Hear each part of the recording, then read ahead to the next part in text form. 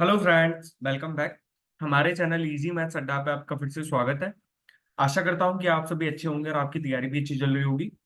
तो हर बार की तरह हम इस बार भी क्वेश्चंस लेके आए हैं, टॉप 25 क्वेश्चंस मैथ्स के। आज हम शीट 4 अपलोड कर रहे हैं। शीट 1, 2 और 3 इसी चैनल पे अपलोड कर दी है। शीट 1, 2 और 3 हमने उसमें भी अच्छे क्वेश्चंस देखे थे और एग्जाम ओरिएंटेड अप्रोच के साथ देखे थे। शीट 1, 2, 3 का सॉल्यूशन यदि आपने देखा है तो आपको पता चल गया होगा कि हमारी जो है अप्रोच क्या रहती है। मैं आपको बार बार बताता हूँ और फिर से बताता हूँ आज कि भाई देखो, मेन एग्जाम जब देने जाओगे ना तो वहां पे ज्यादातर क्वेश्चन ऐसे होंगे जो आपके माइंड में सीधा हिट करेंगे, आपको कॉन्सेप्ट तुरंत याद आ जाएगा, आप कर दोगे 1 से 2 मिनट जो भी आपको नॉर्मली लगती है तो वो कर दोगे। लेकिन कई क्वेश्चन ऐसे भी रहते हैं कि जिसमें आपको सोचना पड़ता है, बहुत कम क्वेश्चन रहते हैं वो। जैसे मैं 2017 मेंस के पेपर की बात करूं तो उसमें ज्यादातर क्वेश्चंस ऐसे ही थे। तो भाई हमें जो क्वेश्चंस डायरेक्ट हिट कर रहे हैं माइंड में, तो एटलीस्ट उनमें तो हम कोई शॉर्टेस्ट अप्रोच ला के हमारा टाइम बचा सकते हैं ना। हम उस टाइम को उस क्वेश्चन पे देंगे जहां पे हमें सोचने का जरूरत पड़ रहा है ना। तो भाई मैंने आपको पहले भी बता दिया था कि हमारी जो अप्रोच रहती है वो एग्जाम ओरिएंटेड रहती है एकदम। ठीक है। मेरी आवाज में थोड़ा चेंज लग रहा होगा आपको। हम बहुत दिनों बाद भी वीडियो बना रहे हैं क्योंकि यार देखो, मेरी तबीयत भी ठीक नहीं थी और किसी की शादी भी थी घर में। तो इस वजह से मैं थोड़ा देरी से वीडियो अपलोड कर रहा हूँ, ये है ना। और भाई जितना मेरे से अच्छा हो सकता है मैं उतना बेहतर बोलने का ट्राई कर रहा हूँ। यदि फिर भी आपको कोई आवाज का इश्यू लगता है तो मैं उसके लिए माफी चाहता हूँ। ठीक है। तो हमारा देखो, आज मैंने कई क्वेश्चंस ऐसे भी सॉल्व करवाए हैं, ऐसे भी इस शीट में ऐड करे हैं। जैसे कि मैंने एक क्वेश्चन ऐड करा है इसमें। जैसे हम जब उस क्वेश्चन को पढ़ेंगे ना तो हमको लगेगा नहीं कि यार हम वो क्वेश्चन कर पा सकते हैं, कर सकते हैं, है ना। क्योंकि भाई कई क्वेश्चन ऐसे भी रहते हैं जिनमें हम बहुत टाइम सोचने में निकाल देते हैं और सोचने के बाद भी नहीं होता है वो सीधे तरीके से। तो फिर हम उसकी रिवर्स मेथड पे जाते हैं। रिवर्स मेथड का मतलब हम बाई ऑप्शन सॉल्व करने का ट्राई करेंगे उस क्वेश्चन को। बाई ऑप्शन भी क्वेश्चन सॉल्व हो जाते हैं मैथ्स में भाई। और बाई ऑप्शन यदि कोई क्वेश्चन हम सॉल्व कर रहे हैं तो भाई हमारा टेक्निक है ना इतना अच्छा होना चाहिए किसी क्वेश्चन को सॉल्व करने के लिए कि भाई हमें पेपर में सिर्फ रुकना नहीं है मैथ्स वाले क्वेश्चन में। मैथ्स में हमें सिर्फ 50 पे 50 चाहिए। ठीक है। तो और ये हमारे जो है टॉप 25 क्वेश्चन के अलावा हमने एक सीरीज चला रखी, ज्योमेट्री के इंपॉर्टेंट कॉन्सेप्ट की series. Geometry important concept series. इसके अलावा भी मैंने बहुत सारे जो है टॉपिक अपलोड करे हुए हैं, जैसे कि लीनियर रेस वगैरह हो गया, एक हमारा डिसऑनेस्ट डीलर से रिलेटेड हो गया, है ना। और इंस्टॉलमेंट होगी एसआई की, तो वो भी मैंने अपलोड करे हुए हैं। लेकिन मैंने ज्योमेट्री के इंपॉर्टेंट कॉन्सेप्ट की जो है सीरीज भी चला रखी है। डे फर्स्ट और डे 2 मैंने अपलोड कर दिए हैं। डे 3 मैं शायद से, नहीं तो पक्का तो नहीं, पर शायद से मैं 2-3 दिन में अपलोड कर दूंगा वो भी। क्योंकि अभी मैं फिलहाल ठीक हूँ और कोई काम भी नहीं है, तो सोच रहा हूँ कि भाई डे 3 की वीडियो भी अपलोड करी जाए। डे 1 और डे 2 अपलोड कर दिए हैं। और इस कॉन्सेप्ट की सीरीज को देखने के बाद ना भाई कोई भी इंपॉर्टेंट कॉन्सेप्ट नहीं बचेगा। ज्योमेट्री में से पूरे दावे के साथ कह रहे हैं। ठीक है।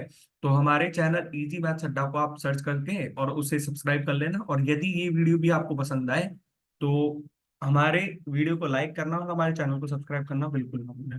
ठीक है। विदाउट वेस्टिंग टाइम हम क्वेश्चन की तरफ आगे बढ़ते हैं। फर्स्ट क्वेश्चन है हमारे पास।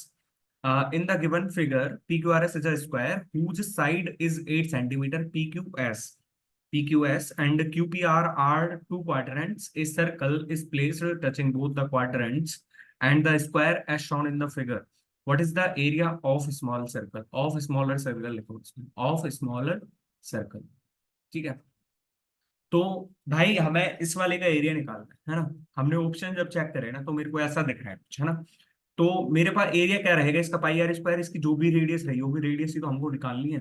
लेकिन मैं एक चीज देख पा रहा हूँ कि हमारे पास पाई की वैल्यू जब 22/7 होती है ना, तो 22 में 11 छुपा हुआ है, यानी कि हम सीधा सीधा 11 का मल्टीपल चेक कर रहे हैं। 11 का मल्टीपल, तो 11 का मल्टीपल सिर्फ मेरे पास एक ही ऑप्शन में दिख रहा है, यही वाला। ये नहीं है, ये नहीं है, ये नहीं है। हमने कितने सेकंड में लगा दिया आंसर, तो आंसर तो लगा दिया हमने 5 to 6 सेकंड में। लेकिन यार देखो, कई स्टूडेंट के माइंड में ये भी क्वेश्चन आना चाहिए कि सर ये तो 22 का मल्टीपल आना चाहिए, फिर तो 22 कहाँ है। भाई 22 क्या पता कट गया हो, आर की कुछ ऐसी वैल्यू आ रही हो कि भाई जिसने 2 को काट दिया हो, ऊपर से 2 को काट दिया हो। तो भाई जस्ट फॉर चेकिंग मैं आपको एक चीज बताता हूँ। अब इसका बेसिक से हम ट्राई कर रहे हैं। तो बेसिक से मैंने आपको पहले जो है दो दो तीन जितने भी वीडियो हैं या फिर ज्योमेट्री के आपने देखे हैं, तो मैंने आपको सीधा सीधा सा कॉन्सेप्ट बताया हुआ है, ऐसे में तो कैसे क्या करना है। हमको पहले सेंटर डिसाइड कर लेना है, इसका सेंटर डिसाइड करके हमें एक आर मान लेनी है, इसकी रेडियस जो भी है इसकी रेडियस है ना। अब ये 8 सेंटीमीटर है हमारे पास, ठीक है। मैं कहीं ना कहीं एक ऐसा पॉइंट ले रहा हूँ इस पे कि जैसे ये मैंने 4 सेंटीमीटर ले ली, ये भी मैंने 4 सेंटीमीटर ले ली, ठीक है। और इसको इससे मिला दिया मैंने, इसको इससे मिला दिया मैंने। तो मेरे को यहाँ से यहाँ तक वाली वैल्यू बता सकते हो, यहाँ से यहाँ तक की वैल्यू। यहाँ से यदि मैं यहाँ तक जाता पूरा तो मेरे पास 8 सेंटीमीटर था ये, लेकिन यहाँ से यहाँ तक है तो मेरे पास 8 - 8 सेंटीमीटर बच गए, 8 - 8। और ऐसे ही यदि मैं इसको जोड़ दूं, ऐसे ही मैं यदि इसको जोड़ दूं, तो मेरे पास देखो भाई, ये तो मेरे पास क्या है, ये मेरे पास पूरे इस सर्कल की रेडियस हो गई। और इस सर्कल की रेडियस के बाद ये मेरे पास एक्स्ट्रा जुड़ रहा है, ये मेरे पास इस सर्कल की रेडियस। तो मेरे पास ये कितना है, 8 + 8। अब मैं यहाँ से सीधा सीधा पाइथागोरस प्रमेय अप्लाई कर दूं तो कोई बुराई है क्या? मैं पाइथागोरस प्रमेय सीधी सीधी अप्लाई कर दूं, यानी कि मैं यहाँ से क्या लिख रहा हूँ, 64 प्लस में आर का स्क्वायर प्लस में 16 की वैल्यू मेरे पास कितनी आ जाएगी, 64 प्लस में, हाँ सॉरी, 16 आर की वैल्यू मेरे पास कितनी आ जाएगी, 64 प्लस में आर स्क्वायर माइनस में 16 आर, ठीक है, और प्लस में 16, ठीक है। तो देखो ये कट गया हमारा। तो मेरे पास 32 आर की वैल्यू कितनी आ रही है, यहाँ से 16 आ रही है। आर की वैल्यू मेरे पास कितनी आ रही है, 1/2। और जब आर की वैल्यू मेरे पास 1/2 आ गई तो पाई आर स्क्वायर की वैल्यू ही तो हमें निकालनी थी, 22/7 इंटू में 1/2 इंटू में 1/2। अब पता चल गया ये कहाँ चला गया था, ये 22 का मल्टीपल क्यों नहीं है, ये 11 का ही मल्टीपल क्यों है, क्योंकि 2 से 2 यहाँ पे कट गया था, लेकिन हमने इससे चेक कर लिया ना, 11 का मल्टीपल सीधा से, ठीक है। दूसरा क्वेश्चन है हमारे पास भाई, कई क्वेश्चन कई स्टूडेंट की ये रहती है कि यार देखो हमें कॉन्सेप्ट भी बताया लेकिन हम कर नहीं पाते उस क्वेश्चन को। तो भाई देखो ऐसी टेक्निक भी अपनाया करो कई बार, जब भी तो क्वेश्चन को सॉल्व करने में मजा है और आपका टाइम भी बचेगा, टाइम भी बचेगा ना आपका, ठीक है। दूसरा क्वेश्चन है हमारे पास, a right circular cylinder is formed such that A is equals to sum of total surface area and area of two basis. यानी कि मैं टोटल सरफेस एरिया की बात करूं तो इसका टोटल सरफेस एरिया कितना होता है, 2πr r+h।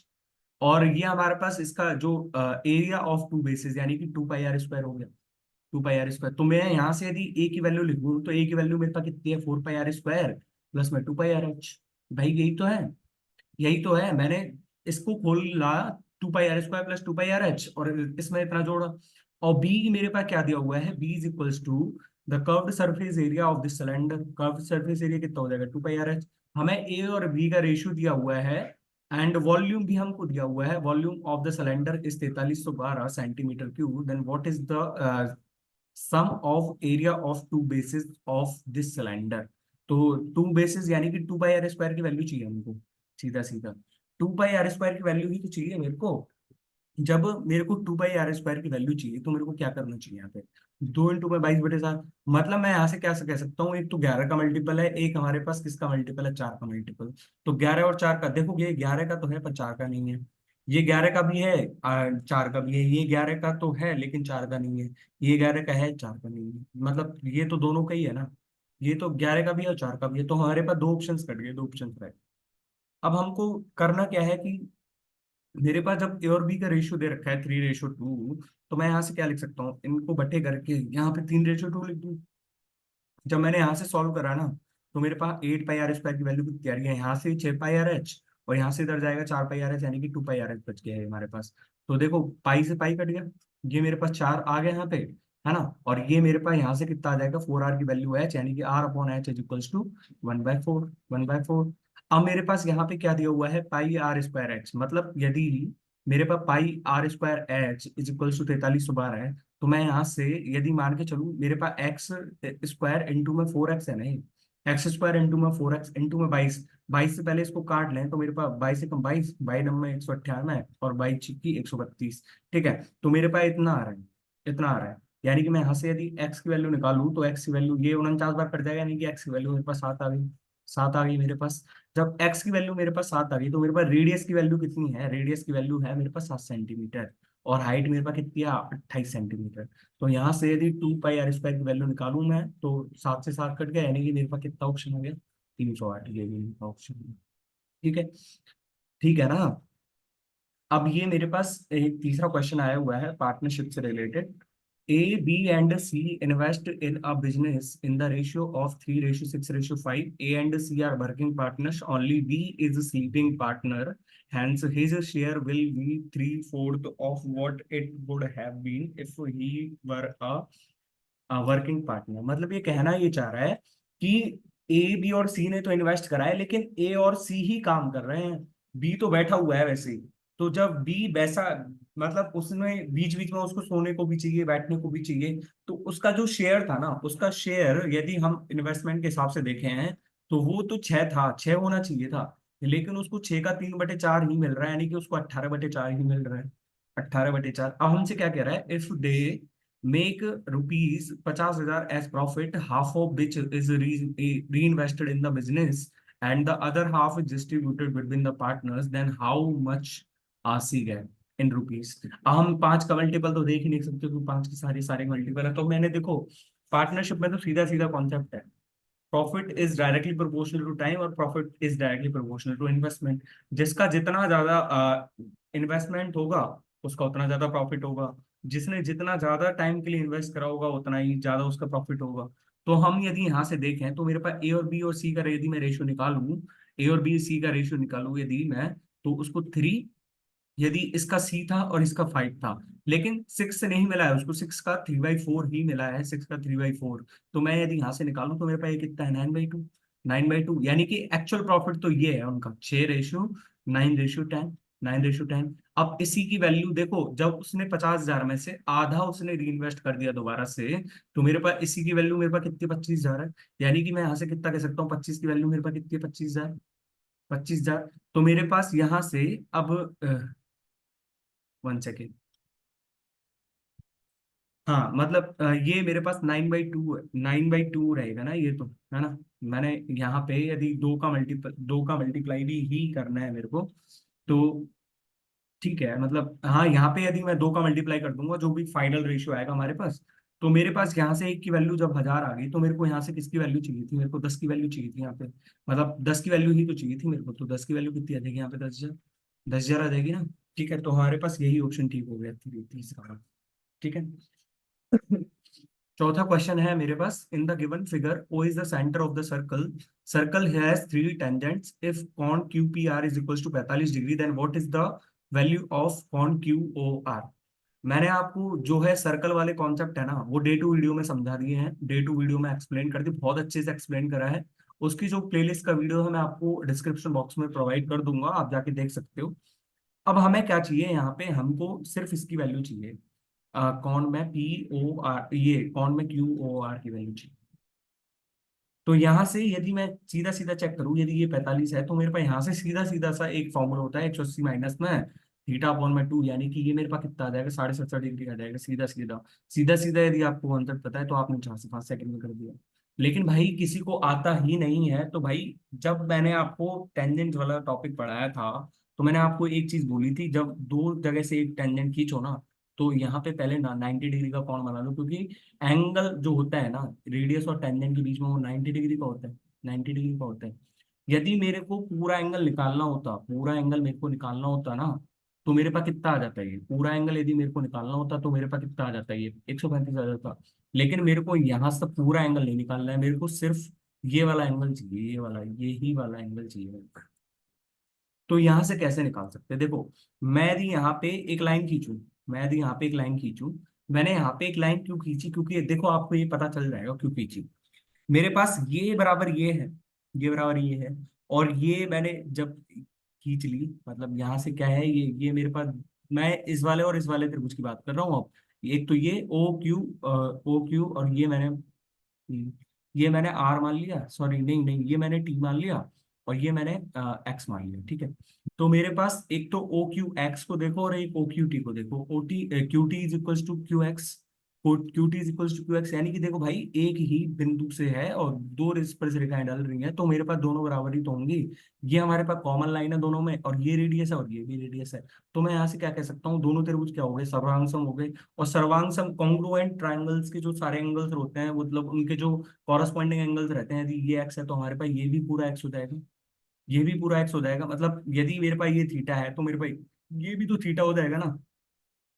ऐसे ही यदि मैं इस वाले ट्रायंगल, एक तो ओ आर एक्स और एक मैं देख रहा हूँ ओ आर वाई को, तो मेरे पास ये दोनों ट्रायंगल कॉन्ग्रुएंट है, तो यदि मेरे पास ये अल्फा है तो ये मेरे पास अल्फा है, तो मेरे पास यहाँ पे 2 θ + 2 अल्फा इज इक्वल टू हमारे पास 135 डिग्री है।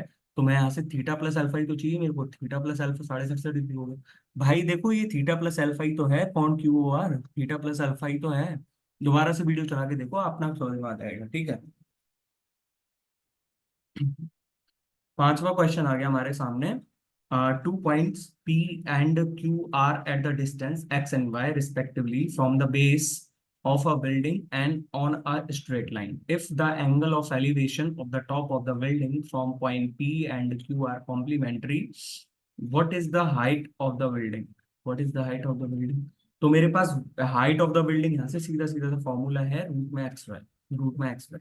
लेकिन अब यहाँ पे देख तो लो भाई, जिसको कुछ को याद ही नहीं है, तो भाई देखो यहाँ पे कॉम्प्लीमेंट्री एंगल्स, यानी कि यदि एक एंगल थीटा है तो हमारे पास दूसरा एंगल 90 माइनस थीटा होगा, 90 माइनस थीटा ही तो होगा। तो हमारे पास यहाँ पे पी एंड क्यू है ना। जब हमारे पास वाई ग्रेटर देन एक्स है तो मेरे पास यहाँ पे पी है, और यहाँ पे मेरे पास ये कितना दे रखा है, पूरा वाई दे रखा है, वाई दे रखा है। यदि ये थीटा है तो मेरे पास ये 90 माइनस थीटा है, 90 माइनस थीटा। और यदि मैंने इसकी हाइट को एच मान लिया, एच मान लिया, तो मेरे पास यहाँ से यदि मैं निकालूं तो मेरे पास कॉट थीटा की वैल्यू टेन 90 माइनस थीटा ही तो आएगा, tan 90 minus theta is equals to cot theta, cot theta is equals to H upon X. और यहाँ से यदि मैं पूरा ट्राइंगल लूंगा तो मेरे पास टेन थीटा की वैल्यू आ जाएगी, टेन थीटा की वैल्यू मेरे पास कितनी आ जाएगी, एच अपॉन बाय। अब मैं दोनों का मल्टीप्लाई करूँ तो मेरे पास एच की वैल्यू, ए वन की value H square upon X by, tan theta into cot theta one होता है ना।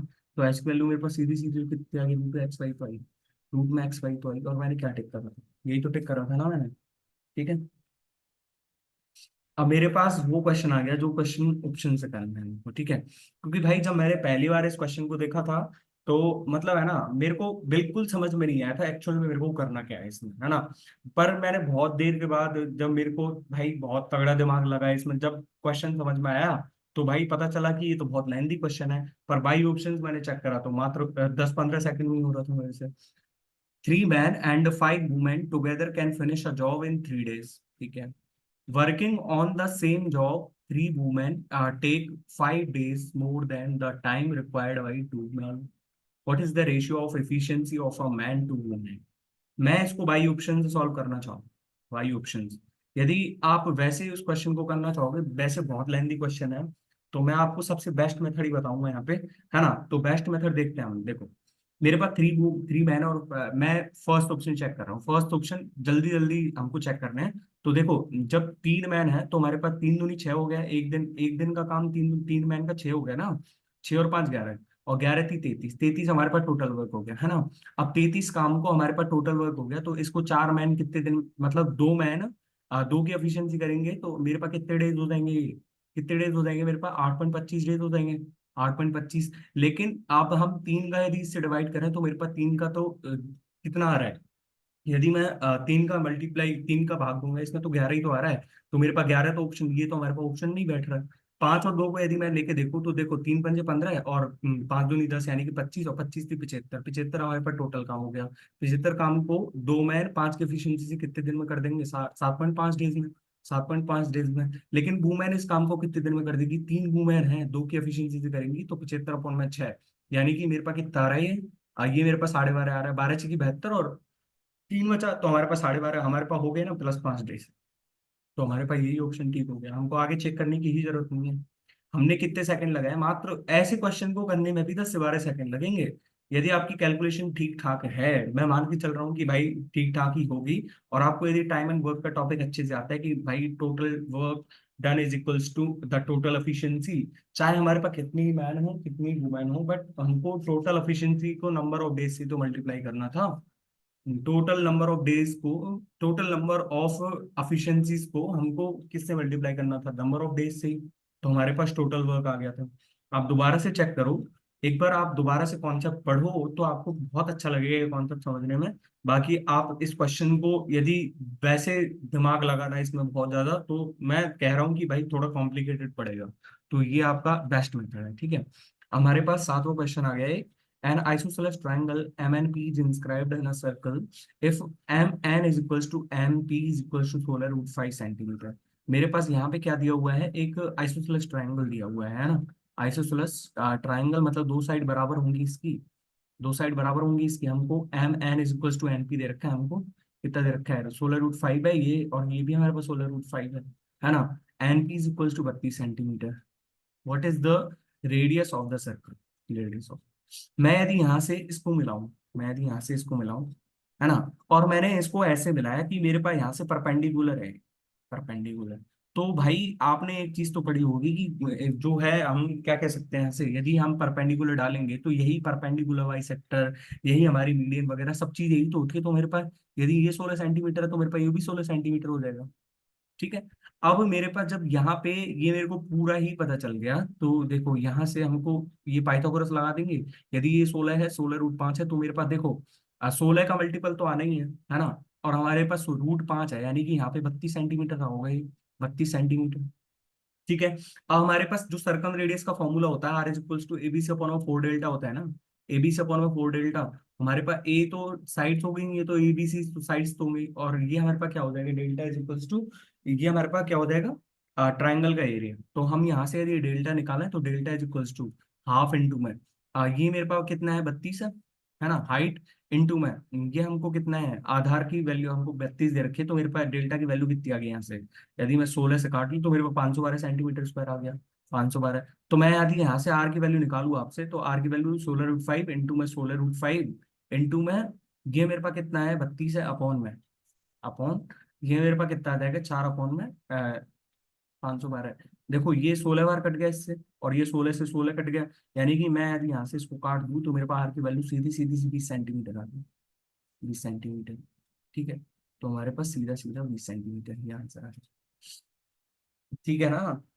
भाई देख लो, ये 16 बार ही तो कटेगा इससे, 512 32 से 16 बार कटेगा, ये 16 से ये 16 कट गया, एक ये हमने 16 काट दिया ना इससे, ये 16 से, और ये हमने 4 चौका 16 बार काट दिया, तो हमारे पास 4 पंग 20 ही तो बचा, तो आर की वैल्यू हमारे पास कितनी होगी, 20 सेंटीमीटर हो गई। ठीक है।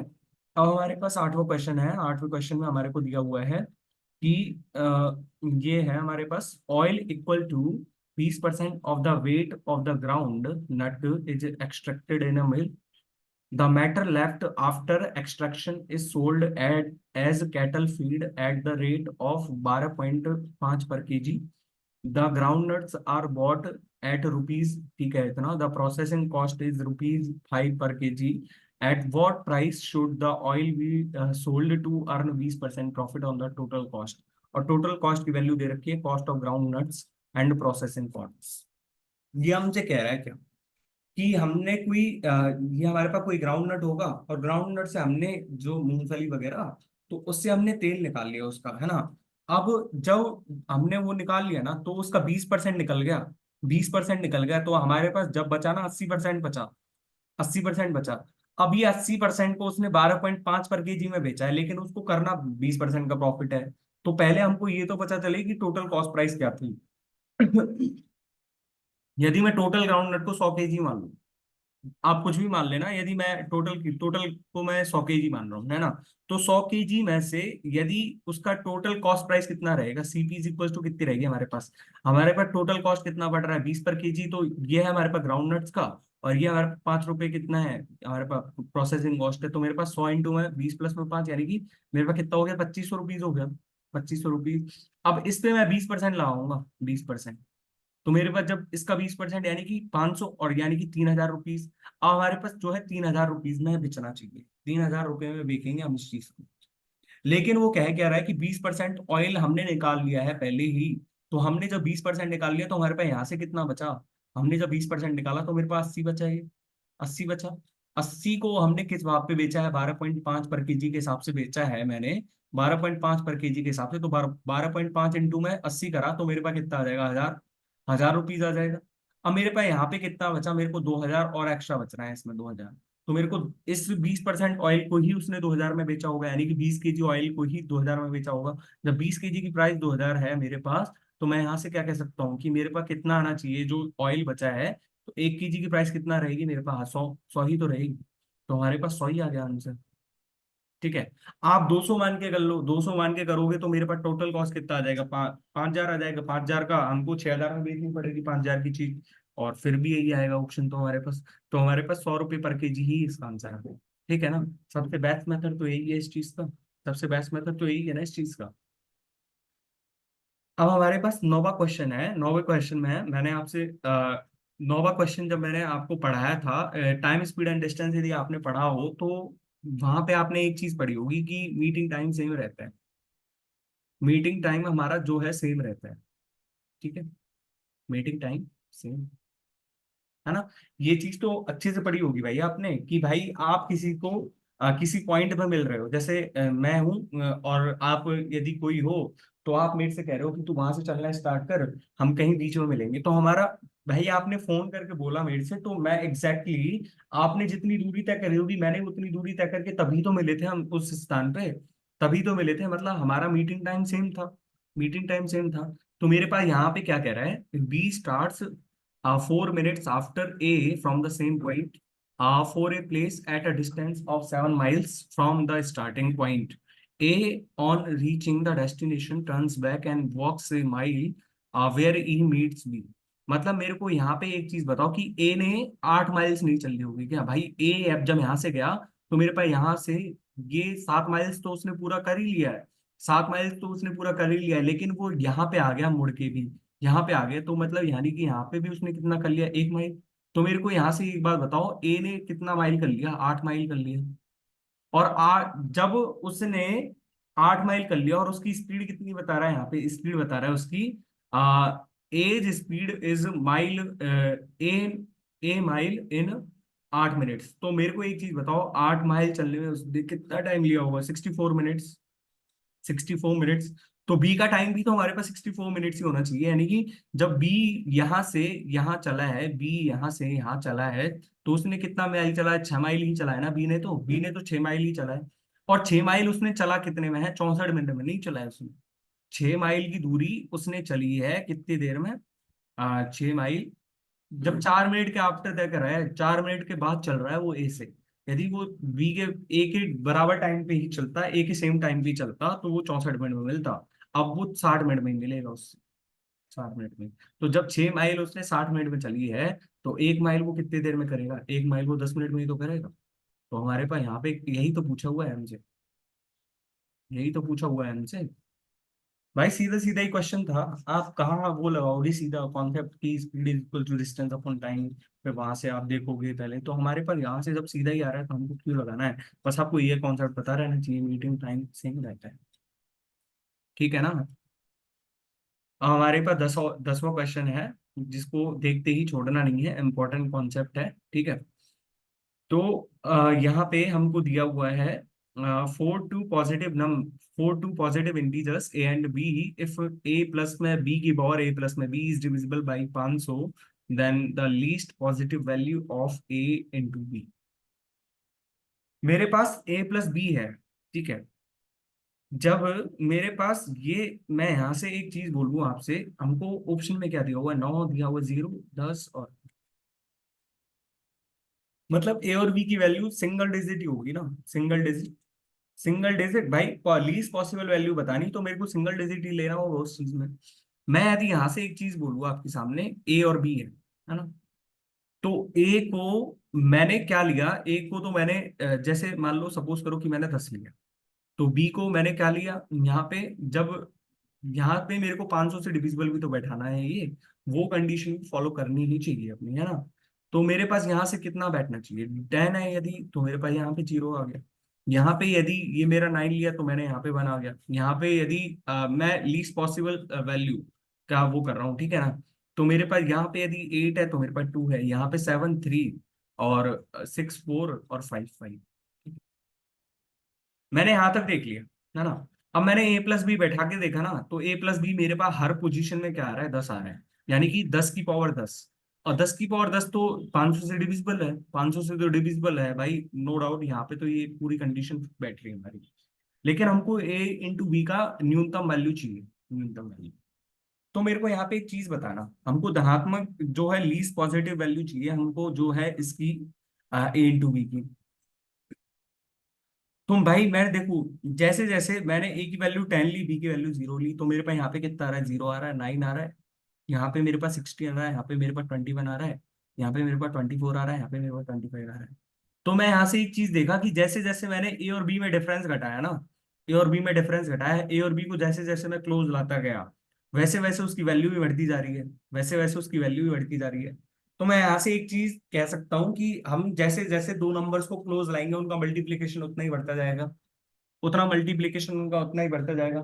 तो मेरे पास जब यहाँ पे 5 × 5 करा तो मेरे पास सबसे ज्यादा वैल्यू आ रही है इसकी 25। तो हमारे पास ये तो ऑप्शन नहीं है, ये तो ऑप्शन नहीं है, ये भी नहीं है, ये भी नहीं है, ये भी नहीं है। अब हमारे पास दो ऑप्शंस बच रहे हैं, दो ऑप्शंस है ना भाई। हिसाब से यदि देखा जाए तो मेरे पास यदि लीस्ट पॉसिबल पॉजिटिव वैल्यू की जगह ना मेरे से सिर्फ ये कह देता कि then the least value of A into B, तो मैं यहाँ से सीधा आंसर लगा देता 10 × 0। लेकिन अब यहाँ पे सीधा हमको जीरो नहीं लगाना है, हमारे पास जीरो आंसर नहीं है यहाँ पे। क्यों नहीं है? हमसे लीस्ट पॉजिटिव वैल्यू पूछा है। लीस्ट पॉजिटिव वैल्यू का मतलब ये है कि हमारे पास जो है नंबर्स कहाँ से स्टार्ट होंगे, 1 2 3 4। जब 1 2 3 4 से स्टार्ट होंगे तो मेरे पास लीस्ट पॉजिटिव वैल्यू यही तो आ रही है मेरे पास 9। मेरे पास यही 9 तो वैल्यू आ रही है उसकी, तो मेरे पास सही आंसर क्या होगा इसका? 9 हो गया। ठीक है, दोबारा से समझ में आएगा यदि आप दोबारा से वीडियो को रिवाइंड करके देखें, उस चीज को रिवाइंड करके देखें, आपको समझ में आ जाएगा। ठीक है, हमारे पास 11वां क्वेश्चन है। 11वें क्वेश्चन में कई लोग क्या करेंगे, वैल्यू पुट कर दो, ये कर दो, वो कर दो, हमें ऐसा नहीं करना है। और भाई एक चीज पहले मैंने मिस्टेक कर दी है यहाँ पे एक्स स्क्वायर प्लस में वाई स्क्वायर करो। ठीक है, क्योंकि हमारे पास जब एक्स साइन थीटा माइनस में वाई कॉस थीटा है, यदि हम इसको बटे में भी लेके जाएंगे तो मेरे पास यहाँ पे एक फॉर्मूला बनता है, sine square theta plus cos square theta is equal to 1 है। ठीक है, तो हमारे पास जब ये साइन स्क्वायर थीटा प्लस में कॉस स्क्वायर थीटा 1 है, तो मैं यहाँ से देखो एक चीज देख पाया हूँ यहाँ से, अंडर रूट में एक्स स्क्वायर प्लस में Y square sine theta minus है ये, माइनस में वाई अपॉन में अंडर रूट में एक्स स्क्वायर प्लस में वाई स्क्वायर, ये मेरे पास क्या हो जाएगा, cos theta is equal to 1। हमारे पास यहाँ पे X square minus Y square होता तो मेरे पास सिचुएशन ही ठीक नहीं बैठ रही थी। देखो एक्स के नीचे हमारे पास इसका बड़ा आना चाहिए ना, इससे बड़ा ही आना चाहिए ना, हमारे पास X square minus Y square कैसे है? अब मेरे पास यहाँ पे एक सीधा सीधा फॉर्मूला दिख रहा है, ये यदि हम इसको कंपेयर करें तो मेरे पास यही फॉर्मूला है। बट फर्क इतना है कि मेरे पास यहाँ पे माइनस दे रखा है, यहाँ पे प्लस दे रखा है। तो हम ऐसे कर लेना कि साइन थीटा की वैल्यू मैंने मान ली X X upon under root में X square plus Y square. भाई हमने को यहाँ पे सिर्फ वही तो करना है, हमको कॉस स्क्वायर थीटा दिया हुआ है, तो मेरे को यहाँ पे तो स्क्वायर करेंगे तो प्लस ही हो जाएगा वो तो। और मेरे पास कॉस थीटा की वैल्यू कितनी आ जाएगी यहाँ से, माइनस में वाई अपॉन में अंडर रूट में एक्स स्क्वायर प्लस में वाई स्क्वायर। अब यहाँ से हमने एक्स स्क्वायर प्लस में वाई स्क्वायर क्यों करा, ये भी समझ में आ गया होगा। एक्स और वाई थे हमारे पास, ये मेरे पास यदि लंब है तो मेरे पास ये कर्ण है, यदि ये आधार है तो मेरे पास ये कर्ण है। भाई यदि ये परपेंडिकुलर है तो ये मेरे पास हाइपोटेनस है, यदि ये बेस है तो मेरे पास ये है। Cos theta is equal to base बटे हाइपोटेनस ना। ठीक है, अब मेरे को यहाँ पे सीधी सीधी वैल्यू तो पुट करनी है, तो मेरे को यहाँ पे देखो कितना आया, ये मेरे पास यहाँ पे सीधी सीधी वैल्यू पुट कर रहा हूँ मैं, वाई स्क्वायर अपॉन में A square X square plus में वाई स्क्वायर प्लस ये मेरे पास यहाँ पे कितना है, एक्स स्क्वायर अपॉन में B square X square plus में वाई स्क्वायर की वैल्यू मेरे पास कितनी आ रही है यहाँ से, 1 अपॉन में एक्स स्क्वायर प्लस में वाई स्क्वायर। तो मैं यहाँ से यदि सॉल्व करने बैठूं तो मेरे पास देखो यहाँ से Y square B square plus में ए स्क्वायर एक्स स्क्वायर। अब एक्स स्क्वायर वाई स्क्वायर से ये कट जाएगा ना मेरा, यहाँ से ये और ये कट गया हमारे। तो मेरे पास कितना आ जाएगा, इसकी वैल्यू ही मेरे पास ए स्क्वायर बी स्क्वायर आ रही है। अब मैं ए स्क्वायर बी स्क्वायर का भाग दे दूं इस चीज में, तो मेरे पास देखो वाई स्क्वायर अपॉन में ए स्क्वायर प्लस में एक्स स्क्वायर अपॉन में बी स्क्वायर की वैल्यू भी तो मेरे पास बना रही है। ये हमारे पास कौन से ऑप्शन में बैठ रहा है, कौन से ऑप्शन में बैठ रहा है? ये नहीं है, नहीं है, नहीं है। हमारे पास फोर्थ ऑप्शन से सबसे बेस्ट मेथड था। ठीक है, ठीक है भाई, इससे भी कोई शॉर्टकट अप्रोच किसी को आती हो तो भाई कमेंट बॉक्स में पिन कर देना मेरे को। ठीक है, मैं ट्राई करूंगा कि मैं अगले क्लास से समझाऊँ आपको, है ना।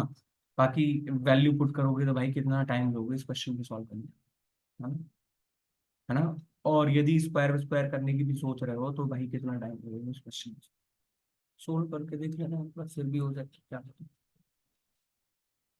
Find the value of sine X plus में sine Y, sine X minus में साइन वाई। आपने ये फॉर्मूला पढ़ा है क्या, sine square X, sine square X minus में साइन स्क्वायर वाई का फॉर्मूला पढ़ा है क्या आपने? ये पढ़ा है क्या? मतलब हम यदि इसको ऐसे भी लिख सकते हैं, एक तो ये हमारे पास किसके बराबर होता है, कॉस स्क्वायर बाई माइनस में कॉस स्क्वायर एक्स के बराबर होता है ये। ठीक है, ये हमारे पास किसका फॉर्मूला होता है वैसे तो, साइन एक्स प्लस में साइन वाई और साइन एक्स माइनस में साइन वाई। पर यहाँ पे आपको ये चीज रटने की जरूरत नहीं है, ये चीज क्यों ही रटनी है, हमको जब कर सकते हैं हम वैसे ही। मेरे को यहाँ पे एक चीज बताओ, ये ए प्लस बी ए माइनस बी बन रहा है, तो मेरे पास यहाँ पे तो सीधा साइन स्क्वायर एक्स माइनस में साइन स्क्वायर वाई है ना, है तो ठीक है। और ये मेरे पास कितना बन रहा है, cos एक्स की वैल्यू, मतलब यहाँ पे मेरे पास cos स्क्वायर वाई माइनस में cos स्क्वायर एक्स बन रहा है। भाई एक्स को पीछे लिया है, भाई को वो लिया है, ठीक है ना, थोड़ा देख के आंखों को खोल के क्वेश्चन को सॉल्व।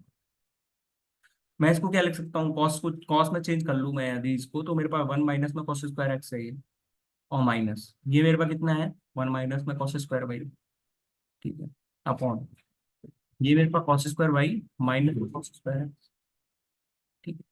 यदि मैंने इसको खोलूँ, यदि मैं इस कोष्टक को खोलूँ, तो मेरे पास देखो वन से वन कट जाएगा सीधा, प्लस माइनस कट जाएगा ना, तो मेरे पास यहाँ से सीधा सीधा वैल्यू तो आ रही है cos स्क्वायर वाई माइनस में cos स्क्वायर एक्स, अपॉन में है cos स्क्वायर वाई माइनस में cos स्क्वायर एक्स। मेरे पास यही तो आ रहा है, और इसकी वैल्यू तो मेरे पास सीधी सीधी सी बनी आ रही है, मनी आ रही है ना। यदि मेरे पास यहाँ पे क्या होता है, ये cos Y cos X plus में cos by, cos X minus में कॉस बाय, तो मेरे पास यहाँ पे कितना आंसर आ जाता, माइनस। यहाँ पे तो आप वैल्यू पुट करके देखो, तो वैल्यू कौन कौन सी पुट करोगे यहाँ पे, वो भी चेक कर लो एक बार।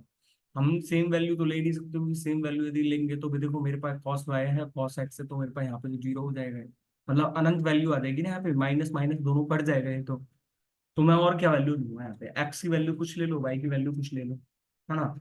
यदि मैं यहाँ पे 60 45 से बैठाने का प्रयास करूँ, मेरे पास यदि एक्स की वैल्यू मैं 60 मान लूँ और वाई की वैल्यू मैं 45 मान लूँ, तो मेरे पास यहाँ से भी आंसर आ जाएगा, यहाँ से भी आंसर आ जाएगा। आप करके देखना, देखो एक्स की वैल्यू, हमने यहाँ से मैं एक्स की वैल्यू 30 मान लो 45 मान लो, बात एक ही है, ठीक है ना। एक्स की वैल्यू 30, वाई की वैल्यू 45, तब यहाँ से सॉल्व करके देख लेना, आपके पास आंसर आ जाएगा। लेकिन देखो भाई, जब ऐसे ही बन रहा है हमसे क्वेश्चन, तो हमने क्यों जाना है इस मेथड पे। आप वैल्यूज पुट करोगे और भाई भगवान ना करे वैल्यू पुट करते टाइम ही आप गलती कर दो, तो क्वेश्चन वैसे ही गलत हो जाएगा भाई, नंबर तो वैसे ही चले जाएंगे ना आपके। A runs at a speed that is 11/9 times the speed of B if B is allowed to have a head start such that B beats A by 1/3 of the length of the race. What part of the length of the race has been given as a head start to B over A, considering A and B start running at the same time?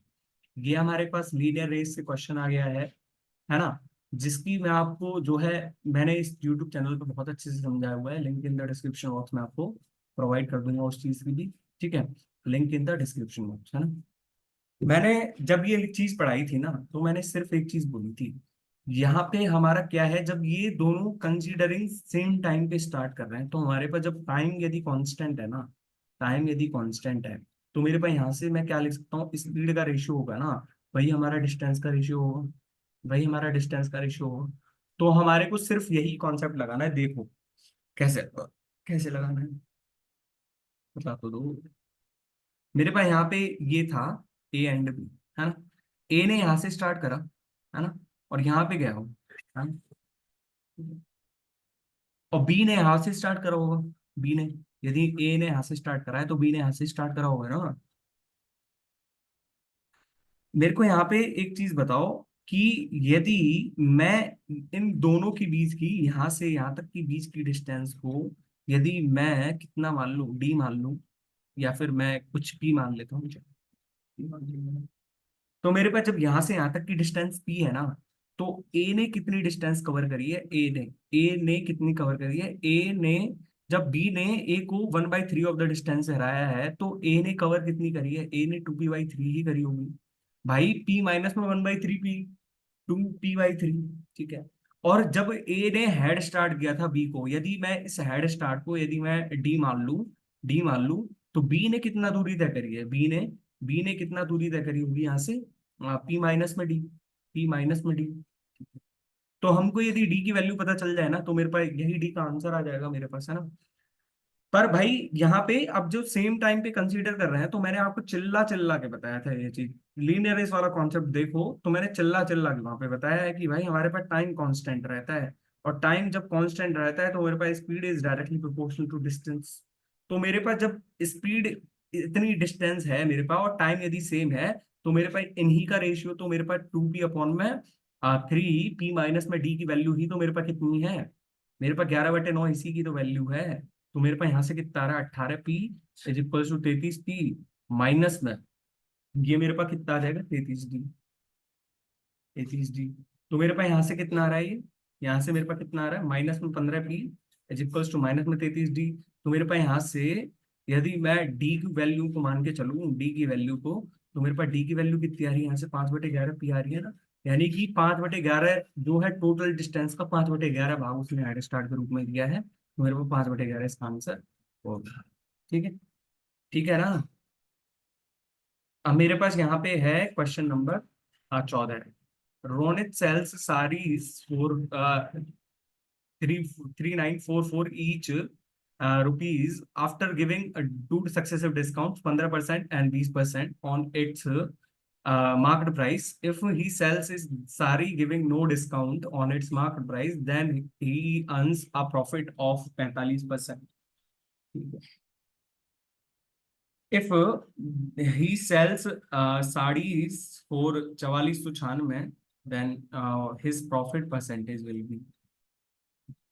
तो मेरे को यहाँ से देखो, या तो या आप सीधा सीधा ही लगा दो, हमारे पास जो कोई एक्स की वैल्यू थी और एक्स की वैल्यू पे मैंने कितना करा है, पर यहाँ पे यदि मैं सक्सेसिव डिस्काउंट के बाद यदि कि हमारे को पहले तो 20 की चीज को हमको 17 में दे रहा है ना, फिर हमको 5 की चीज को हमको 4 में ही दे रहा है, इसी की वैल्यू मेरे पास कितनी है, 3944।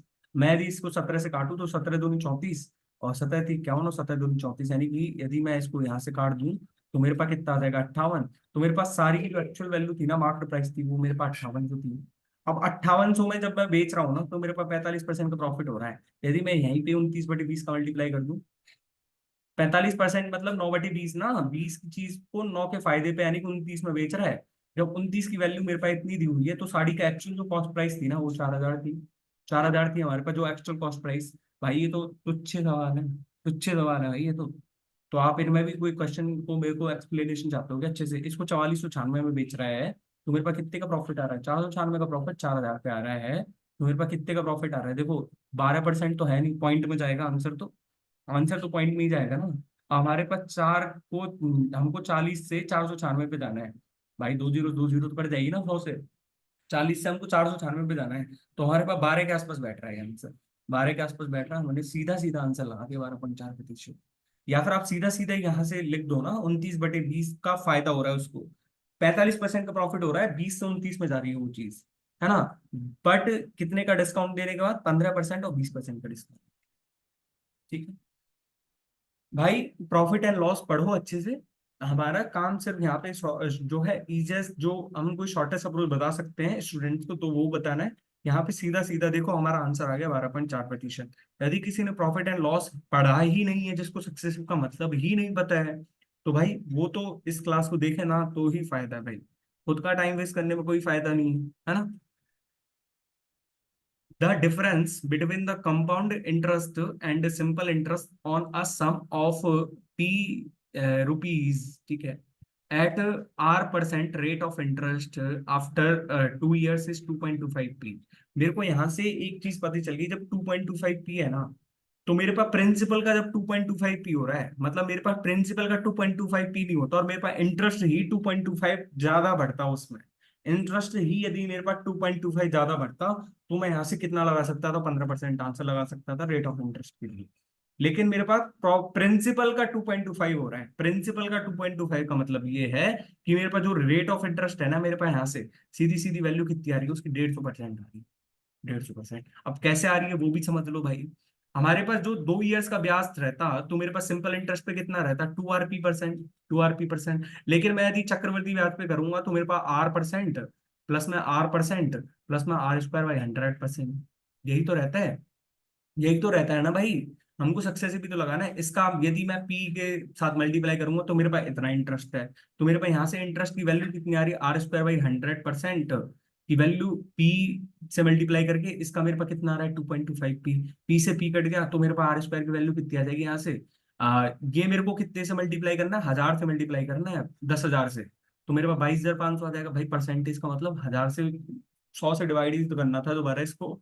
तो मेरे पास यहाँ से कितनी आ रही है, आर की वैल्यू 150% ही आ रही है, 150% ही आ रही है। If the simple interest earned on the same sum at the same rate of interest after 1 year is s minus में 2.25 PE, then what is the compound interest on the same sum at the same rate of interest for 2 years? मेरे पास यहाँ पे principal की value ही कुछ नहीं है। यदि 1 वर्ष के ब्याज समान ब्याज दर पर समान राशि पर अर्जित साधारण ब्याज s माइनस 2.25 रुपी 100 रुपये है। भाई मेरे पास क्वेश्चन की लैंग्वेज ही मतलब मैंने थोड़ी गलत लिख दी यहाँ पे, थोड़ा सा क्या है कि रॉन्गली टाइप्ड हो गया है क्वेश्चन, है ना। रॉन्ग टाइप हो गया, मतलब मेरे को यहाँ पे यही नहीं पता चल रहा कि भाई मेरे पास वो क्या है यहाँ पे, वो भी तो पता होना चाहिए मेरे को, क्या जो प्रिंसिपल अमाउंट है वो भी तो पता रहना चाहिए। एस माइनस में 2.25 पी हो रहा है ना। लेकिन मैंने जब जहाँ से कॉन्सेप्ट जो क्वेश्चन लिया था तो वहां पे भी, चलो मैं इसको क्वेश्चन को सही करके आपको पीडीएफ में प्रोवाइड करूंगा अच्छे से, है ना। आर की वैल्यू 150% है, यहाँ से सीधी सीधी वैल्यू देखिए हमारे पास जैसे जो भी हम निकालेंगे ना यहाँ से, तो मेरे पास देखो, चाहे मेरे पास प्रिंसिपल 100 दे रखा होगा, प्रिंसिपल जब मेरे पास 100 दिया होगा तो 100 का 150% मैं करूंगा इंटरेस्ट आफ्टर 1 ईयर, तो 100 का 150% मेरे पास कितना हो जाएगा 150, और 150 की वैल्यू मेरे पास एस माइनस में 2.25 दी है, तो मेरे पास एस की वैल्यू आ जाएगी। एस की वैल्यू यहाँ से निकाल के हम यहाँ से सीधा जो है हम क्वेश्चन का आंसर लगाएंगे, ठीक है ना। वैसे मैंने आपको कॉन्सेप्ट बता दिया है, थोड़ी सी बस क्वेश्चन में मिस्टेक हो गई है, मेरे को यहाँ पे ना तो प्रिंसिपल पता है ना कुछ पता है, तो मैं यहाँ से कैसे लगा सकता हूँ आंसर, है ना। तो एटलीस्ट पता तो रहना चाहिए ना, मैंने शायद कुछ ना कुछ गलती करी है इस क्वेश्चन में। मतलब not in doing the question, but जब टाइपिंग करा था तो इस क्वेश्चन को तभी गलती हो गई थी शायद, ठीक है। मेरे पास यहाँ से 16वां क्वेश्चन है, और 16वां क्वेश्चन है, मैं इंपॉर्टेंट क्वेश्चन करूंगा इसको। मैं आपको इंपॉर्टेंट क्यों बता रहा हूँ, क्योंकि देखो भाई, मैंने आपको जब ट्रायंगल का जब डे 1 वीडियो समझाया था, तो डे 1 वीडियो में मैंने सिर्फ आपको एक कॉन्सेप्ट समझाया था, एक बात कही थी, जहां पे भी सिर्फ ट्रायंगल का क्वेश्चन दिखे ना आपको, है ना, जहां पे भी ट्रायंगल का क्वेश्चन दिखे और जहां पे भी आपको राइट एंगल के अंदर राइट एंगल दिख जाए ना, भाई ट्राई करना कि सिमिलैरिटी लगा पाओ आप अच्छे से, राइट एंगल के अंदर राइट एंगल दिख जाए तब लगाना है ना। बाकी आपको सिमिलैरिटी कहाँ लगानी है कहाँ नहीं लगानी है, तो भाई डे फर्स्ट वीडियो में मैंने आपको देखो एक तो सिमिलैरिटी बताया था, सिमिलैरिटी समझा दिया एक, तो मैंने एक मैंने एमपीजी बता दिया, एक मैं, है ना, मीडियन के जो इंपॉर्टेंट कॉन्सेप्ट थे सब बता दिए मैंने, ट्रेपेजियम बता दिया मैंने आपको, ठीक है। और ट्रेपेजियम के साथ साथ कुछ इंपॉर्टेंट कॉन्सेप्ट और भी हैं, जैसे मैंने एक तो क्वाड्रिलेटरल के कुछ कॉन्सेप्ट बता दिए थे इसमें, सर्कल के कुछ कॉन्सेप्ट बता दिए थे इसमें। तो आप यदि देखना चाहो इस वीडियो को तो मैं इसका जो है लिंक आपको डिस्क्रिप्शन बॉक्स के मैं प्रोवाइड कर दूंगा, इस वीडियो को डिस्क्रिप्शन बॉक्स में, ठीक है। तो विदाउट वेस्टिंग टाइम क्वेश्चन की तरफ बढ़ते हैं पहले तो। BE and CF are the two altitudes of a triangle ABC, ठीक है। मेरे पास यहाँ से अब देखो, यहाँ पे गौर से समझ रहे हो, मैं सिमिलैरिटी लगाऊंगा यहाँ पे, है ना, सिमिलैरिटी लगाऊंगा मैं यहाँ पे। अब देखना सिमिलैरिटी का कैसे लगाना है, कैसे, भाई आते सबको है। कुछ बच्चों का तो सीधा सीधा, कुछ स्टूडेंट का तो सीधा सीधा एक है ना भाई, ये कॉन्सेप्ट तो सारे आते हैं लेकिन अप्लाई करना नहीं आता है। जब अप्लाई ही करना नहीं आता तो आपका कॉन्सेप्ट क्या करेगा भाई उसमें। तो मेरे पास देखो CF है, एक BE है मेरे पास, है ना, एल्टीट्यूड से। C F is equal to 4 centimetre, मैं यहाँ पे लिख नहीं रहा हूँ, A B is equal to 6 centimetre and A C is equal to 5 centimetre, then find the value of B. मेरे को इसकी वैल्यू चाहिए बी की value। तो मेरे पास देखो यहाँ पे ये राइट एंगल दिख रहा है, यहाँ पे भी ये राइट एंगल दिख रहा है, मतलब मेरे को एक चीज समझ में आ गई, सिमिलैरिटी लगनी है भाई, सिमिलैरिटी तो लगेगी। अब सिमिलैरिटी कैसे लगेगी, मेरे को यहाँ पे एक चीज, यदि देखो, यदि मैं इस वाले ट्रायंगल की बात करूं, है ना, इस वाले ट्रायंगल, है ना, और यदि मैं एक जो है इस वाले ट्रायंगल की बात कर रहा हूँ, भाई देखो मैं दोनों पेन से बता रहा हूँ आपको, फिर कोई गलती हो तो उसमें मेरी कोई गलती नहीं है फिर बाद में, है ना। एक मैं इस वाले ट्रायंगल की बात कर रहा हूँ, है ना। तो मेरे पास यदि यहाँ पे देखो, यदि ये थीटा है मेरे पास, तो मेरे पास यदि ये 90 है तो ये मेरे पास 90 माइनस थीटा हो गया, है ना। यदि ये 90 है ये थीटा है तो मेरे पास ये 90 माइनस थीटा हो गया। तो मैं यहाँ से एक चीज देख पाया कि मेरे पास triangle AFC is similar to किसके, हाँ ए तो हमारे पास AEB, हमारे पास यही तो आना है, यही तो आना है। अब मेरे पास कौन कौन सी वैल्यूज दी हुई है वो लिख दो आप, वो लिख दो ना आप सीधा सीधा। मेरे पास AF की वैल्यू नहीं है लेकिन मेरे पास FC की वैल्यू तो है, FC की वैल्यू तो है मेरे पास। और यहाँ से मेरे पास किसकी वैल्यू निकालनी थी, मेरे को EV की वैल्यू निकालनी थी, EB की वैल्यू निकालनी थी ना मेरे को, है ना, है ना। तो अब मैं यहाँ से किस किस की वैल्यू लिखना चाहूँ बताओ। मेरे पास यहाँ पे यदि, सॉरी, जो है एसी की वैल्यू और 5 सेंटीमीटर दी हुई है। मैं सोच रहा हूँ भाई एसी और वहां पे दी हुई है, मैंने देखा ही नहीं, एसी की वैल्यू 5 सेंटीमीटर दी हुई है। तो देखो मैं यहाँ से यदि एक चीज लगाना चाहूँ तो मेरे पास देखो एसी अपॉन में एसी अपॉन में एफ सी लगा रहा हूँ। एसी अपॉन में F C is equal to A B upon में बीई। जिनको हमको वैल्यू पता है उनका ही तो लगा पाएंगे ना हम। तो मेरे पास बी की वैल्यू यहाँ से कितनी आ जाएगी, बी की वैल्यू मेरे पास यहाँ से कितनी आ जाएगी, ए बी की वैल्यू मेरे पास कितनी है, ए बी की वैल्यू मेरे पास 6 है, एफ सी की वैल्यू मेरे पास कितनी है, 4 है, अपॉन इसकी 5। तो बी की वैल्यू मेरे पास कितनी आ गई, सीधी सीधी 4.8 सेंटीमीटर। ठीक है। जहां पे भी आपको कुछ समझ में नहीं आया ना, यदि ट्रायंगल के कॉन्सेप्ट में यदि कुछ समझ में नहीं आया आपको, दो एल्टीट्यूड डाल रखे हैं, तो ट्राई करो कि यार भाई उस क्वेश्चन में कहीं सिमिलरिटी तो नहीं लग रही। ठीक है, क्योंकि कई बार क्या है ना, स्टूडेंट सारे फॉर्मूले लगाने का ट्राई कर लेता है लेकिन वो सिमिलैरिटी को भूल भी जाता है कि सिमिलैरिटी भी कोई चीज होती है नहीं होती है ना। The ratio of incomes of A and be in the last year was 4:3।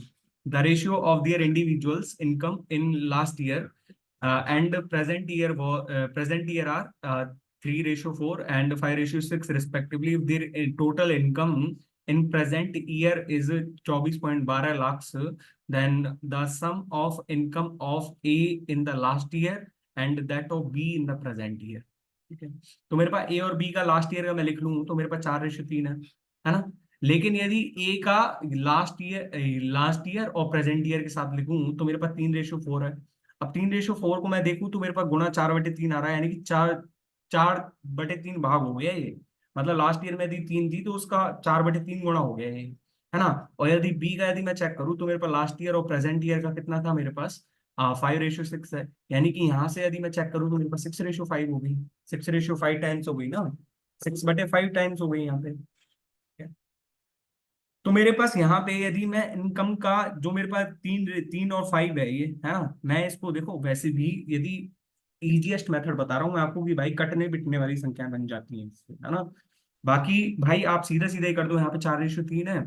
यहाँ पे यदि लास्ट ईयर का रेशियो ये दे रखा है तो लास्ट ईयर में यहाँ पे 3 कैसे हो सकती है, इसको इसको सेम करो पहले तो। 3 इंटू में यहाँ पे 3 का मल्टीप्लाई करो, यहाँ पे 4 का मल्टीप्लाई करो। फिर यहाँ पे हम दोबारा से देखेंगे इसका, तो मेरे पास यहाँ पे कितना मल्टीप्लाई हो जाएगा, फिर पहले 5 का होगा, फिर यहाँ पे 3 का मल्टीप्लाई होगा, तो हमारे पास यही चीज आ जाएंगी, है ना।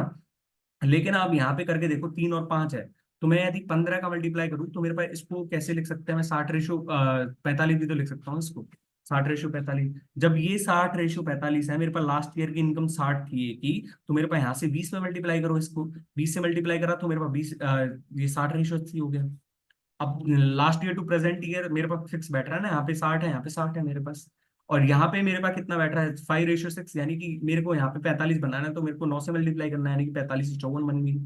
45 से 54 मैंने ऐसे ही क्यों करा भाई, आप देख लो, रटा रटा है काम नहीं है, हमने आपने ये तो पढ़ा है ना कि भाई इनकम जब यहाँ पे 4 है तो यहाँ पे वो 3 कैसे हो गई लास्ट ईयर में। इसको पहले सेम करना पड़ेगा, सेम करने के लिए पहले 3 से मल्टीप्लाई करोगे तो 12:9 बनेगा, 12:9। लेकिन यहाँ पे 9 है और यहाँ पे 5 है, पॉसिबल है क्या ऐसा बी का।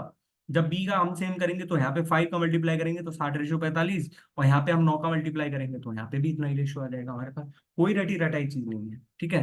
तो हमको बताना क्या है, if their total income in the present year is 24.12 lakh rupees, then the sum of the income of A in the last year and that of B in the present year। ठीक है, तो 60 plus में 54, यानी कि मेरे को कितनी value बतानी है, 114 की वैल्यू।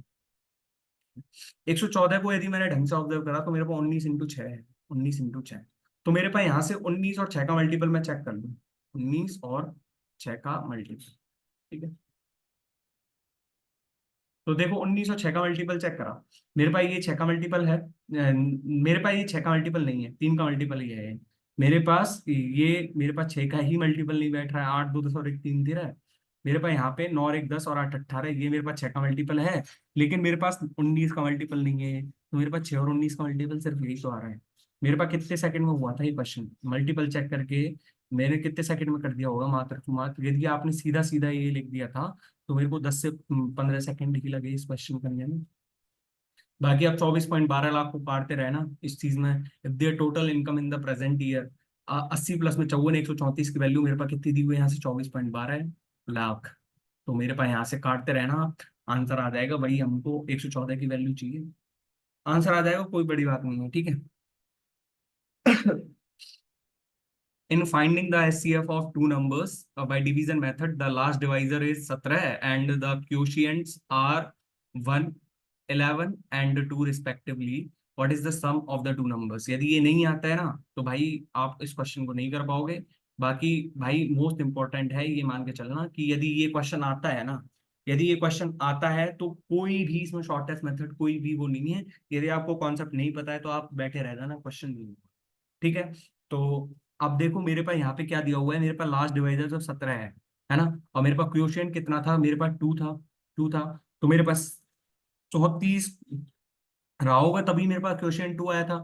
और 34 में मेरे पास यहाँ पे जब गुणा गुणा आ जाता है ना, यहाँ पे जब क्रॉस क्रॉस आ जाता है, तो मेरे पास वहीं पे डिवीजन मेथड से जो है हमारा एचसीएफ खत्म हो जाता है, ठीक है ना। अब मेरे पास जब ये 34 है ना, 34 था मेरे पास, यहाँ से क्या था, जब मेरे पास 17 वो था डिवाइजर था और मेरे पास 2 क्वोशिएंट था, ठीक है। इससे पहले मेरे पास क्या रहा होगा कि 34 मेरे पास डिवाइजर रहा होगा, है ना। और मेरे पास जब 11 क्वोशिएंट था, तो 34 और 11 कितना होता है, 34 और 11 होता है, 34 गुणा 11 करूंगा मैं तो कितना आएगा मेरे पास, 374। 374 ही तो आएगा। और 374 प्लस में 17, अब मेरे को रिमाइंडर में जो रिमाइंडर आता है ना उसको ही मेरे को डिवाइजर मानना होता है हर बार, डिवाइजर उसी को मानना होता है ना। तो मेरे पास यहाँ से कितना आ जाएगा, ये मेरे पास आ जाएगा 374 प्लस में 17 यानी कि 391। और 391 मैंने 374 घटाया तभी मेरे पास 17 शेषफल आया, यहाँ पे 17 शेषफल आया। अब मेरे पास जो यहाँ पे कितना है, ये मेरे पास जो डिविडेंड है मेरे पास 391 है, तो वो मेरे पास कितना रहे, वो मेरे पास क्या रहेगा, डिवाइजर रहेगा। और डिवाइजर में मेरे पास 1 क्वोशिएंट था, तो 1 का मल्टीप्लाई 391 है, 391 में मेरे को कितना जोड़ना है, 34 जोड़ना है, यानी कि मेरे पास कितना आ गया, 425 आ गया। तो मेरे पास संख्याएं कौन कौन सी थी, वो 425 थी एक तो, एक मेरे पास 391 थी, तो 421, 391 और 425, मेरे पास यूनिट डिजिट 6 आना चाहिए, यूनिट डिजिट 6 आना चाहिए मेरे पास, ठीक है ना, यूनिट डिजिट 6 आना चाहिए, है ना। अब मेरे पास यहाँ से 19वां क्वेश्चन है। 19वें क्वेश्चन में a goat is tied with a 10.5 metre long rope to one corner of a plot which is in the shape of an equilateral triangle each side of which is 16 metre long. भाई यहाँ पे हमको equilateral triangle की side दी हुई है, but मतलब there is no use of this thing, ठीक है। मेरे पास यहाँ पे कोई, यहाँ पे बकरी बांध दी मैंने, जैसे यहाँ पे मैंने बकरी बांध दी, है ना। और मेरे पास यहाँ से जब मैंने 10.5 मीटर लॉन्ग रोप की बांधी है, तो मेरे पास इस क्वाड्रेंट का वो कितना हो गया, मेरे पास 10.5 सेंटीमीटर हो गई। तो मैंने बकरी यहाँ बांधी है, तो बकरी चारों तरफ इधर ही तो घूमी, वो 10.5 के रेडियस में घूम गई, 10.5 के रेडियस में ही तो घूम पाएगी, जब उसको 10.5 मीटर की रोप से बांधा, तो वो 10.5 मीटर के सर्कल में ही तो घूम पाएगी ना। इसी एरिया में तो वो घूम सकती है, इसी एरिया को वो चढ़ सकती है, इसी एरिया को तो वो चढ़ सकती है। तो मेरे पास यहाँ से मैं कितना कह सकता हूँ, मैं इस क्वाड्रेंट का बस वो निकाल लूँ क्या, इस क्वाड्रेंट का मैं क्या निकाल लूँ, क्षेत्रफल निकाल लूँ। तो इस क्वाड्रेंट का क्षेत्रफल मेरा कितना हो जाएगा, pi square, pi R square into में थीटा अपॉन में 360, और थीटा यहाँ पे कितना है, theta is equal to 60 degree है यहाँ पे, थीटा इज इक्वल टू 60, क्योंकि हमारे पास यहाँ पे इक्विलेटरल ट्राइंगल है ना। इक्विलेटरल ट्राइंगल का सिर्फ ये यूज है यहाँ पे कि हमारे पास थीटा की वैल्यू कितनी आ गई, 60 डिग्री आ गई।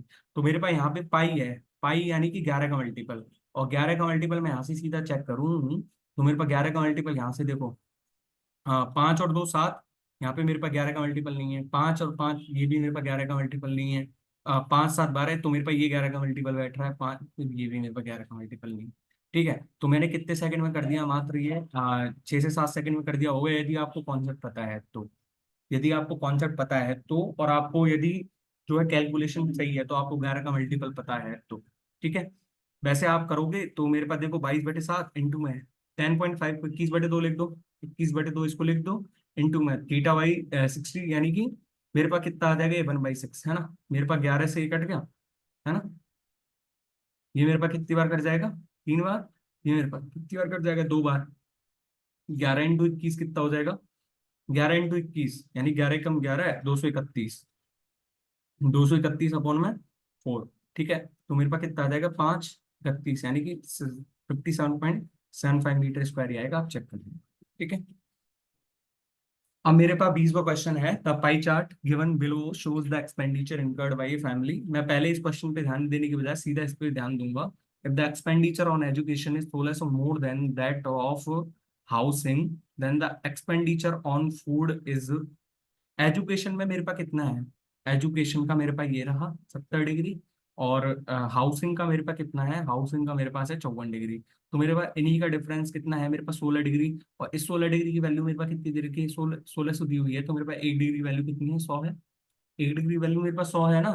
Then the expenditure of food, expenditure on food, तो फूड मेरे पास इतना है, 120 इंटू में 16 करा तो मैंने कितना आ गया मेरे पास, 120 इंटू में, हाँ 100 करना था मेरे को, तो मेरे पास 12,000 ही तो आ गया, 12,000 ही तो आ गया ना मेरे पास। भाई ऐसे क्वेश्चन को करने में ना, आप इस क्वेश्चन को पढ़ने की जगह ना, यदि आपको ये सीधा आपको ये क्वेश्चन पढ़ना चाहिए, ये क्वेश्चन तो तब पढ़ना चाहिए जब आपको कॉन्सेप्ट जो है मेन, यदि लॉजिक हमको इसमें दिया हुआ हो कि क्वांटिटी हमारे पास इतनी दी हुई है, टोटल क्वांटिटी, यदि हमको टोटल क्वांटिटी सिर्फ इसी क्वेश्चन को पढ़ने से मिल रही है ना, तो ही इस क्वेश्चन पे ध्यान दिया करो। ठीक है, मेरे पास 21वां क्वेश्चन है। A shopkeeper offers the following two discount schemes, which is more profitable to customer। जिसमें ज्यादा जो है डिस्काउंट रहेगा वो तो कस्टमर के लिए मोर प्रॉफिटेबल रहेगा ना। और यदि मैं ये कहूँ कि which is more profitable to shopkeeper, तो मतलब जिसमें ज्यादा प्रॉफिट बनेगा तो वो उसके लिए प्रॉफिटेबल रहेगा, शॉपकीपर के लिए। तो यहाँ पे कितना है देखो, buy 3 get 4 free, buy 3 get 4 free, यानी कि वो 4 को फ्री दे रहा है 7 पे, तो यानी कि उसको कितने का डिस्काउंट मिल रहा है यहाँ पे, कितना होता है, 14.28 होता है ना 1/7। 1/7 जब 14.28 होता है तो 14×4 = 56। तो मेरे पास ये कितना हो जाएगा, ये मेरे पास हो जाएगा 14.28 को 4 से वो कर लो ना, तो मेरे पास 57.12 आ गया ना ये तो, 57.12। ठीक है, 57.12%। और बाई 5 गेट 6 फ्री, तो यानी कि 6/11 पे फ्री दे रहा है वो, तो मेरे पास कितना हो जाएगा, 54.54%। तो किस पे ज्यादा प्रॉफिट हो रहा है, इसको किस पे ज्यादा प्रॉफिट हो रहा है, तो मेरे पास ए पे ज्यादा प्रॉफिट हो रहा है कस्टमर। भाई यहीं पे तो ज्यादा डिस्काउंट मिल रहा है ना उसको, कस्टमर को, और शॉपकीपर को किस पे ज्यादा प्रॉफिट हो रहा है, इस पे ज्यादा प्रॉफिट हो रहा है दूसरे वाले को। ठीक है, यहाँ से फ्रॉम 22वां क्वेश्चन है, from point H at 6:30 PM A train starts moving towards point I at the speed of 90 kilometre per hour, another train starts moving from point I at 7:30 PM towards point H at the speed of 72 kilometre per hour, both the train meet at 11:30। देखो जब 11:30 पे मिले हैं तो ये कितनी चली है, 5 घंटे चली है, 5 घंटे चली है, एक एक ट्रेन तो 5 घंटे चली है, और एक ट्रेन कितने चली है, 1 घंटे, एक ट्रेन चली है हमारी 4 आवर्स। ठीक है, तो खुद से ट्राई करें, मैं आपको सीधा सीधा सोल्यूशन बता देता हूँ इसका, 25:16 है। अब वो कैसे आया, ये क्यों नहीं आया, देखो भाई वो बता देता हूँ यार, क्यों ही किसी को छोड़ना। मेरे पास जब ये 90 किलोमीटर पर आवर से है ना, तो 90 किलोमीटर पर आवर वाली ट्रेन 5 आवर चली है, तो इसने कितनी दूरी तय करी, 450 किलोमीटर, 450 किलोमीटर। और इसने कितनी दूरी तय करी, 7.5 से 4 आवर्स में, यानी कि 72 72 किलोमीटर पर आवर वाली ट्रेन ने कितना चला है, 4 आवर्स चला है। तो यानी कि कितना हो गया मेरे पास, 288 किलोमीटर हो गया। 72 दूनी 144, 144 दूनी 288, तो मेरे पास 450 रेशियो कितना आ रहा है मेरे पास, 288। यदि मैं इसको 9 से काटूं तो मेरे पास 50 रेशियो 3:2, यानी कि मेरे पास 25:16 है आंसर। ठीक है, 25:16। ठीक है, मेरे पास 23वां क्वेश्चन है। 23वें क्वेश्चन में मेरे पास दिया हुआ है 329 इंटू में 34 की power cube 3226 into 49। If the unit digit of this is Q, then how many possible values of Q are there. तो मैंने इसका गुना करा, तो मेरे पास देखो ये 9 है, 9 का मल्टीप्लाई मैंने 9 से करा, तो मेरे पास इनका टोटल यूनिट डिजिट मेरे पास 6 आ रहा है ना। और जब मैंने क्यू की वैल्यू रखूंगा ना, तो मेरे को जब 4 की वैल्यू रखता हूँ ना, तो देखो 4 का 1 करा तो मैंने 4 आ रहा है, 4 का स्क्वायर करा तो मेरे पास कितना आ रहा है, यूनिट डिजिट 6 आ रहा है, 4 का क्यूब करा तो मेरे पास यूनिट डिजिट 4 आ रहा है, 4 का 4 करा तो मेरे पास यूनिट डिजिट 6 आ रहा है। ठीक है, तो मेरे पास जब इन तीनों संख्याओं का यूनिट डिजिट मिला के 6 आ रहा है, तो मेरे पास यही तो आना है, एक तो 34 की पावर क्यू, 34 की पावर क्यू। जब मैंने इसकी जगह 1 रखा, क्यू की जगह 1 रखा, तो मेरे पास कितना आना है, ये 6 आ रहा है, तो क्यू तो आ ही नहीं रहा हमारे पास। तो क्यू सिर्फ एक ही चीज में पॉसिबल है, यहाँ पे सिर्फ क्यू की वैल्यू यहाँ पे 6 पॉसिबल है, तभी हमारे पास जो यूनिट डिजिट 6 बैठ रहा है, यहाँ पे देख लो करके। क्योंकि जब हम 6 रखेंगे ना क्यू की वैल्यू को, भाई क्यू की वैल्यू 2 रख के देख लो, क्यू की वैल्यू जब 2 रखेंगे तो मेरे पास, क्यू की वैल्यू 2 रखने पे तो मेरे पास 6 आ रहा है ना यूनिट डिजिट, हमारे पास आना तो 2 ही चाहिए था, तो मेरे पास पॉसिबल तो सिर्फ एक ही वैल्यू है, क्यू की वैल्यू हम 6 ले सकते हैं। ठीक है ना, बड़ा लॉजिकल क्वेश्चन था, बड़ा लॉजिकल क्वेश्चन था। ठीक है ना, हम सिर्फ क्यू की एक ही वैल्यू पॉसिबल है हमारे पास, क्यू बराबर 6। ठीक है, क्यू बराबर 6 ही क्यू पॉसिबल है, क्योंकि देखो यहां से हमने यूनिट डिजिट चेक करा, 9 इंटू 9 एक, और ये मेरे पास 6 आ गया है यूनिट डिजिट। और 6 को हमको 34 की पावर क्यू से ही तो मल्टीप्लाई करना है। 4 की पावर को हम चाहे ऑड लेंगे तो मेरे पास कितना आएगा, यूनिट डिजिट 4 आएगा। 4 की पावर हम यदि इवन नंबर लेंगे तो हमारे पास कितना आएगा, वो हमारे पास कितना आएगा, हमारे पास इवन जो है, यदि इवन पावर लेंगे तो उसकी यूनिट डिजिट कितना आएगा, 6 आएगा। तो हमारे पास सिर्फ एक ही ऑप्शन में तो ऐसा बैठ रहा है कि क्यू की पावर 6, क्यू की पावर 6 लिया हमने, तो मेरे पास 6 का 6 से मल्टीप्लाई करेंगे तो ही तो हमारे पास 6 यूनिट डिजिट आएगा ना। ठीक है, मेरे पास 24वां क्वेश्चन है। A man started of a business with certain capital amount, in the first year he earned 60% of profit and denoted 50%। मतलब देखो, 60% प्रॉफिट यानी कि 5 से 8 हो गया उसका प्रॉफिट, ठीक है। और उसने 50% डोनेट कर दिया, यानी कि उसके पास एक बचा, अब 2 पे, 2 था उसके पास, लेकिन उसने 2 में से एक डोनेट कर दिया तो उसके पास एक बचा। He followed the same procedure with the remaining capital after the second and third year।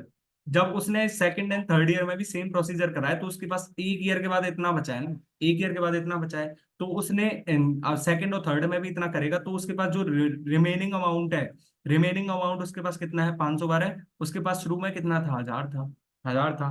हमारे पास कितना दिया हुआ है, if the at the end of third years he is left with rupees 1536 zero. 1536 zero यानी कि मेरे पास कितना आ रहा है, ये 30 गुना ही तो आ रहा है, 30 गुना ही तो आ रहा है। जब मेरे पास ये 30 गुना आ रहा है तो हमारे पास 1000 की वैल्यू सीधी सीधी कितनी आ गई, मेरे पास 30,000 आ गई। यदि आप वैसे करके देखना चाहोगे इस क्वेश्चन को तो बहुत बड़ा पड़ेगा, लेकिन हमने रिमेनिंग वाला जो सक्सेसिव परसेंट यदि आपको आता है सक्सेसिव का अच्छे से, तो आपने सीधा सीधा ही कर दिया, 8/10 का होल क्यू। 512 हमारे पास रिमेनिंग था, हमारे पास 1000 टोटल था, 512 की वैल्यू हमको कितनी दी हो, 1536 जीरो गुणा 30 टाइम ही तो है, 30 टाइम्स ही तो है। ठीक है ना, अब हमारे पास 25वां और लास्ट क्वेश्चन बचा हुआ है। ए shopkeeper normally makes a profit of 20%, मतलब वो 5 से 6 पे देता है, 5 से 6 पे। In a certain transaction he weighs 900 gram instead of 1 kg due to an error in weight machine. If he charges 20% less than what he normally charges. मतलब वो 5 की जगह 6 तो वो देता है, यदि हम यूजुअली चेक करें, यूजुअली हम चेक करें, पर वो फॉल्टली कितना दे रहा है, फॉल्टली वो, सॉरी, यहाँ से हमारे पास फॉल्टी कितना दे रहा है, वो फॉल्टी हमारे पास इसका 20% लेस कम दे रहा है वो। तो मेरे पास इसका 20% लेस करा तो मेरे पास 4.8 आ गया। मतलब वो 5 की चीज को अब कितने में दे रहा है, 5 की चीज को 4.8 में दे रहा है, लेकिन वो दे कितना रहा है, 1000 ग्राम की चीज में वो दे 900 ग्राम ही रहा है। हमारे पास जब ये रेशियो ही है तो मेरे पास देखो, दो जीरो कट गई, मेरे पास कितना आ गया, 45 की चीज को 48 में दे रहा है। कितने का प्रॉफिट है उसको, 3 का प्रॉफिट 45 पर। तो मेरे पास कितने का प्रॉफिट है, 1/15। 1/15 को मैं कितना लिख सकता हूँ, 6.66%, यानी कि 20/3%। ठीक है ना। डिसऑनेस्ट डीलर वाला टॉपिक मैंने बहुत अच्छे से एक्सप्लेन करा है भाई, देख सकते हो वीडियो की डिस्क्रिप्शन बॉक्स में, आपको लिंक प्रोवाइड कर दूंगा उसकी। डिसऑनेस्ट डीलर, है ना, बहुत अच्छे से एक्सप्लेन करा है, लिंक इन द डिस्क्रिप्शन,